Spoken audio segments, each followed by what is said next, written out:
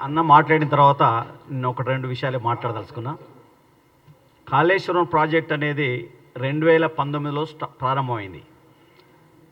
ప్రారంభమైన తర్వాత పర్యవేక్షణ లేకపోవడం వల్ల ఇవాళ ఈ పిల్లర్స్ కుంగిపోవడం కానీ ఏదైతే డ్యామేజ్ ఉందో ఆ డ్యామేజ్ జరిగింది.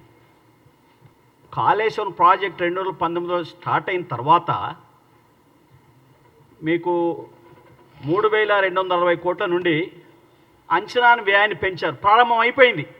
తర్వాత అంచనా వ్యయాన్ని 4613 కోట్లకు పెంచారు. అంటే ఇక్కడనే అవినీతి స్పష్టంగా కనిపిస్తూ ఉంది. అంతేకాకుండా ఏదైతే కాళేశ్వరం ప్రాజెక్టు ఒప్పందంలోనే కాఫర్ డ్యామ్ నిర్మాణం ఏదైతే ఉందో దాన్ని తొలగించాలి, దాన్ని కూడా తొలగించలేదు. ఈ డ్యామేజ్ ఏదైతే జరిగిందో ఇవాళ రిపేర్ చేయడానికి ఎల్ఎన్టీ సంస్థ 500 కోట్లు ఖర్చు అవుతుంది, ప్రభుత్వం భరించాలంటుంది. అంటే బీఆర్ఎస్ ప్రభుత్వం అవినీతి మత్తులో తూగడం వల్ల, పర్యవేక్షణ లోపం వల్ల అదనంగా ప్రభుత్వం మీద మళ్ళొక భారం పడుతూ ఉంది. 1,00,000 కోట్ల రూపాయల్లో దోపిడీ కేసీఆర్ కుటుంబం చేయగా ఈ రిపేర్ నిర్మాణం కొరకు ఎల్ఎన్టీ సంస్థ ఏముంటుందంటే ఆ డిఫెక్ట్ లయబిలిటీ ఏదైతే ఉందో అది 2 నుంచి 3 సంవత్సరాల వరకే ఉంటుంది. ఆ డిఫెక్ట్ లయబిలిటీ అయిపోయింది కాబట్టి నాకు సంబంధం లేదని చెప్పి ఆ సంస్థ అంటూ ఉంది. ఇది చాలా దుర్మార్గం. ఇదంతా జరగడానికి కేసీఆర్ ప్రతి సబ్జెక్టులో కూడా డిజైన్ మార్పులు చేశాము.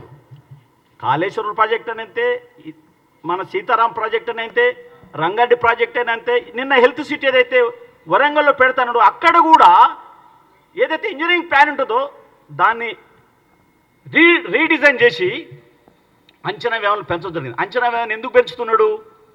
అవినీతి వాటాలో ధనం పెరగడం కోసమే ప్రతి దగ్గర రీడిజైన్ చేసి ఉండు. ఆయన ఇంజనీరా? ఈ రీతిగా అన్న మాట్లాడిన ఇంతకుముందే ఏదైతే కాళేశ్వరం ప్రాజెక్టు గౌరవ ముఖ్యమంత్రి రేవంత్ రెడ్డి గారు వెళ్ళినప్పుడు రమ్మంటే రాలేదు. అప్పుడేమో ముఖ్యమంత్రి గారు ఏం బీకడానికి పోతున్నామా కాళేశ్వరం అన్నాడు. ఇప్పుడు కేటీఆర్ ఎందుకు పోతున్నాడు? ఏం బీకడానికి పోతున్నాడు అక్కడ అనే విషయాన్ని కూడా ఆత్మ పరిశీలన చేసుకోవాల్సిన అవసరం కేసీఆర్కు, హరీష్ రావుకు, కేటీఆర్కు ఉందనే మాట నేను విజ్ఞప్తి చేస్తా ఉన్నాను. అంతేకాకుండా మిత్రులారా, ఈనాడు ఏ ప్రాజెక్ట్ అయినా ప్రజల నీటి వనరుల కోసం ప్రాజెక్టులు కట్టలేవాళ్ళు ఆ ధనంలో వాటా తీసుకోవడానికి కోసమే స్టార్ట్ చేశారు. సీతారాం ప్రాజెక్టు 1,550 కోట్లతోని స్టార్ట్ చేస్తే 4 లక్షల ఎకరాలు పారేది. దాన్ని 23 కోట్లకు పెంచి వ్యయాన్ని పెంచి 8 కోట్లు ఖర్చు పెట్టి ఒక్క ఎకరం నీళ్ళు కూడా, ఒక్క సుక్క కూడా అక్కడ పారించలేదు. ఈ రీతిగా చెప్పుకుంటూ పోతే టోటల్గా వాళ్ళు చేసిన 7 లక్షల కోట్ల రూపాయలు అప్పులు అవుతున్నాయో వేరేటోళ్ళు ముఖ్యమంత్రికి ఉన్నా, వేరే వాళ్ళు ఉన్నా ఆ ప్రభుత్వం ఆత్మహత్య చేసుకోవాలి, ఆ ముఖ్యమంత్రిని చేసుకోవాలి. 100 సమస్యలు ఎదురైనా 100 మరప్రేంగులు ఎదురుగా పెట్టినా భయపడిన ముఖ్యమంత్రి, ఆత్మవిశ్వాసం ముఖ్యమంత్రి ఉన్నాడు కాబట్టి ఇలా ఇన్ని కోట్ల రూపాయలు అప్పులున్న ప్రభుత్వాన్ని ప్రగతి పదవులు నడిపిస్తున్న మాట మీకు ప్రజలకు జ్ఞాపకం చేస్తున్నాను మిత్రులు. అంతేకాకుండా ఇవాళ ప్రజాపాలన ద్వారా కేసీఆర్ ఎమ్మెల్యేలు దొరకకపోయేది. ఇవాళ ఏం చేసిండు గౌరవ ముఖ్యమంత్రి? ప్రజాభవన్లో డిప్యూటీ సీఎం గారిని పెట్టి ఏదైతే ప్రజల విజ్ఞప్తులు తీసుకునేందుకు మంగళవారం శుక్రవారం ప్రోగ్రాం పెడితే వచ్చిన దరఖాస్తులు 4,90,825 వస్తే పరిష్కారమైనవి 3,96,224 అయినాయి. ఇంకా 94,060 సమస్యలు పరిష్కార దిశలో నడుస్తూ ఉందన్న మాట చెప్తూ వచ్చే ఎన్నికల్లో రేవంత్ రెడ్డి గారు అన్న మాట నేను జ్ఞాపకం చేస్తూ ఉన్నాను.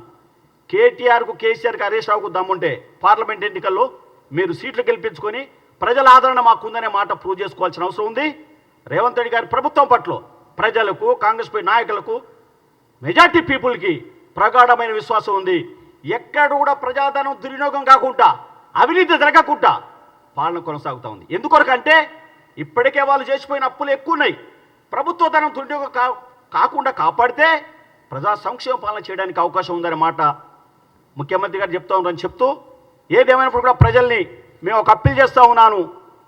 రాహుల్ గాంధీని, ఈ దేశంలో కాంగ్రెస్ పార్టీని పవర్లోకి తీసుకోవడానికి రేపు జరిగిన పార్లమెంట్ ఎన్నికల్లో ఓటు వేయాల్సిందిగా ప్రజల్ని కోరుతూ సెలవు. థ్యాంక్ యూ, నమస్కారం.